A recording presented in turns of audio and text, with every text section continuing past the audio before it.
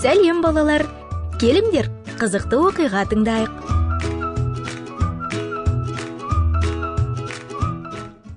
Түнгі аспанда миллиардтаған жұлдыздар жымыңдады.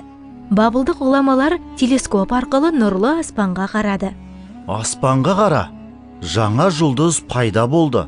Мен оны бұрын көрген емеспін. Бұл рас. Белгісіз жақтан жаңа жұлдыз пайда болыпты. Бұл нені білдіреді екен? Бұл сұрақтың жауабын табу үшін астрономияны жақсы білетін ғұламаларға көне шиыршықтар мен жазулары бар тас тақталарды зерттеуге тура келді. Енді түсінікті болды. Жұлдыз яһудилердің патшасының дүниеге келгенін білдіреді. Оның үстінде ол ерекше патша. Біз сапарға шығып, оны тауып, оған ізет білдіруіміз қажет. Ол біздің де патшамыз болуы керек. Сол уақытта Иса, мәңгілік патша, дүниеге келді. Құдай мұны алдымен бақташыларға, содан кейін Бабылдың ғұламаларына хабарлады. Көп ұзамай ғұламалар түйелеріне патшаға сый-сияпаттарын және өз заттарын артып алды. Олар 1000 шақырымнан астам жол жүрді. Олардың сапары бірнеше айға созылды. Бірақ Иса олар үшін бәрінен де маңызды болды. Олар оған табынып және оны өз құдайы ретінде қабылдағандарын барлығына көрсетуді қалады. Балалар, осы туылу мейрамында Исаға табынғыларың келе ме? Исаның сендердің тәңірлерің, әрі құтқарушыларың болғанын қалайсыңдар ма? Ақырында шаршаған ғұламалар Иерусалимнің қақпасына жетті. Туылған патша қайда екен?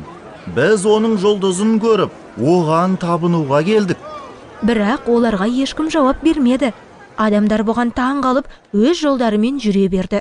Және бұл хабар Ирод патшаны қатты таң қалдырды. Бұл сұмдық патшадан барлығы қорқатын болған. Сонда да ол патша тағынан айырылып қалам ба деп қорқты. Ол тез арада барлық дін мұғалімдерін өзіне шақырды. Яһудилердің патшасы қай жерде дүниеге келуі тиіс? Мұны білесіңдер ме? Әрине білеміз. Біз Құдай сөзін зерттедік. Онда патшаның Бетлехемде туылатыны жазылған.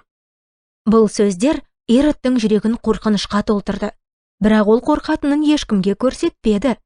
Ол Бабылдық ғұламалармен оңаша қалып, олардан жасырын түрде былай сұрады. Бұл жұлдыз қашан пайда болды? Сендер оны алғаш рет қашан байқадыңдар? Данышпандар ештеңеден күдіктенбей, оған бәрін айтып берді. Енді ол өзіне қажет нәрсенің бәрін білді. Бетлехемге барып, нәрестені іздеңдер. Ал оны тапқан кезде, маған келіп, оның қайда екенін айтыңдар. Мен де оған табынғым келеді. Ол шынымен де патшаға табынғысы келді ме? Әрине жоқ. Ол өтірік айтты. Ирод патшаны өлтіргісі келді. Сонда өзінен басқа ешкім патша болмайды.